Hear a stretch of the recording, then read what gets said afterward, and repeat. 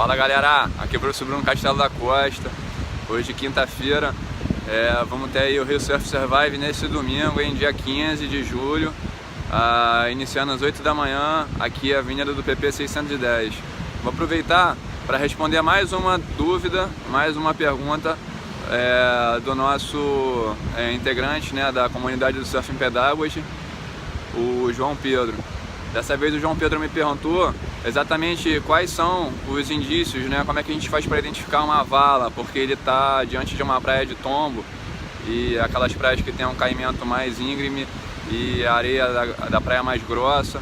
Nesse tipo de praia, a praia ela é toda funda, então a gente não vai ter normalmente a presença de um banco de areia físico, né, uma parte da praia mais rasa ou menos funda.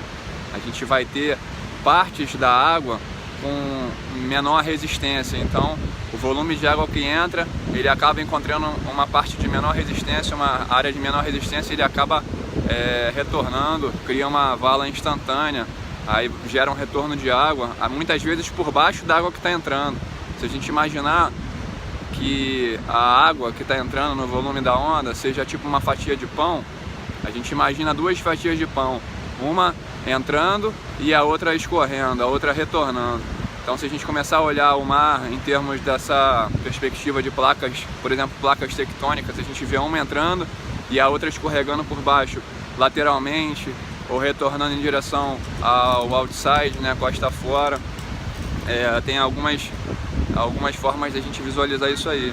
E numa praia que é uma praia rasa ou intermediária, como a gente falou no vídeo anterior, né, a praia que tem areia mais fina, tem uma idade geológica mais avançada, aí a gente vai conseguir ver, por exemplo, atrás de mim, lá onde está a bandeira vermelha, ó, ali, não sei se dá pra ver no vídeo, mas tem partes em que a cor da água é mais cor de areia, tem partes em que ela tá mais cor de água mesmo, que tá mais escuro, aquele azul mais escuro ou verde mais escuro indica que tá mais fundo.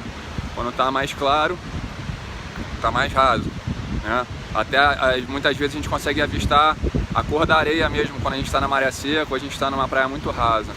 Além disso, a gente tem, por exemplo, a espuma da onda, depois ela permanece, né, no banco de areia e ela fica flutuando e ela também escorre ou lateralmente ou em direção ao outside.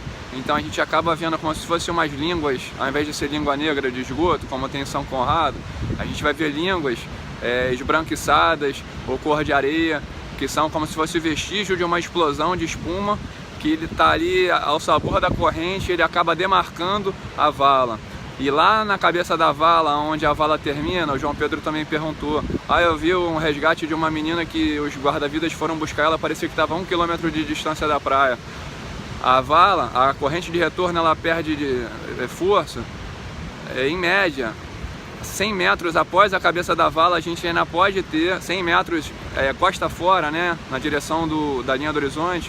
Após o final da vala, a gente ainda pode ter a corrente de retorno jogando costa fora, mas ela vai perdendo a força e aí eventualmente o sujeito ele vai cair na corrente que eu chamo de corrente geral. O guarda-vidas chama de força d'água também. Por exemplo, na praia da Barra da Tijuca, em termos práticos, ou a água lá fora, ou a água está correndo da minha esquerda para a minha direita, ou ela está correndo no sentido inverso. Então, quando ela está correndo assim, da direção do Recreio dos Bandeirantes para a direção de São Conrado, a gente fala que a corrente está de sul. E quando ela está correndo no sentido inverso, a gente fala que ela está correndo de leste. Galera, qualquer dúvida, só mandar que a gente vai ter o maior prazer de responder aqui, falou?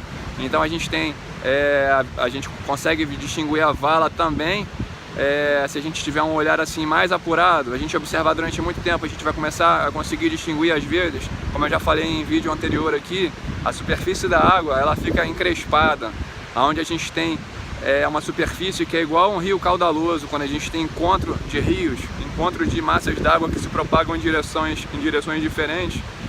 Então lá na cabeça da vala, a gente muitas vezes vai ver a linha do outside, a linha da arrebentação, e além da arrebentação tem certos pontos da praia que a gente vê a superfície crespa. Ali tem a água da corrente de retorno está se encontrando com a água da força d'água, da corrente geral, que normalmente está indo para o lado, né? Então a gente pode ver isso na praia da Barra da Tijuca, a gente vai ter intervalos certos coincidindo com as valas lá na boca da vala, na beira da areia seca da praia. E lá aqui na Barra da Tijuca, no meio da barra, a gente vai ter aquela sinuosidade da linha da água, lambendo a areia, né? Então aonde a gente tem uma barriga d'água, aliás, uma barriga d'água invadindo a praia, aquilo ali normalmente é um indício que ali é a boca da vala, é onde a água dos bancos de areia se concentra, ela converge para aquele ponto, por isso que cria aquela barriga de água e ali começa a escavar o retorno da água, começa a escavar o canal, a vala. As valas podem ser perpendiculares, elas podem ser diagonais, elas podem ser parciais, por exemplo, ela escorre lateralmente, que a gente chama de valão, e aí canaliza para uma vala, e essa vala começa a escorrer diagonal, mas ela é interrompida por um banco de areia, e mais à frente a gente tem uma vala maior, um banco de areia menos extenso.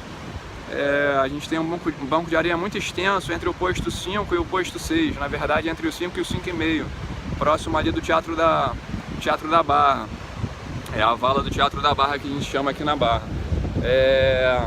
Deixa eu ver. Bom, pessoal, então tem uma outra característica também. Deixa eu ver se eu estou esquecendo alguma coisa. A gente consegue avistar, né, como eu falei, a linha da água demarcando a areia da praia. Isso daí vai sinalizar ou o banco de areia, né? Quando a areia que avança em direção à água, a gente tem uma ponta de areia, aquilo ali normalmente aponta para onde está o banco de areia. E na sequência, ao lado, a gente vai ter aquela barriga d'água que aponta para a vala, tá ok?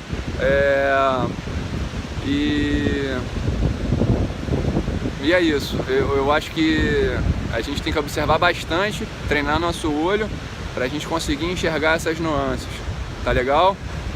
Em relação à superfície da água crespa, isso pode acontecer também em outras partes da vala. A gente tem a boca, tem o pescoço da vala, que é onde a vala afunila, e lá na cabeça é como se fosse a explosão do cogumelo, onde a corrente de retorno ela começa a se dispersar e eventualmente morre. Tá bom, galera? Então, qualquer dúvida é só mandar, que eu vou ter uma prazer em responder. Então hoje é quinta-feira, daqui a 3 dias, no domingo, 8 da manhã, tô aguardando o pessoal aí, Rio Surf Survive. Isso aí, galera, depois daquele confere no surfingpedagogy.com. Esse vídeo tá na íntegra no youtube.com/surfingpedagogy. Saudações a surfistas de alma, aloha!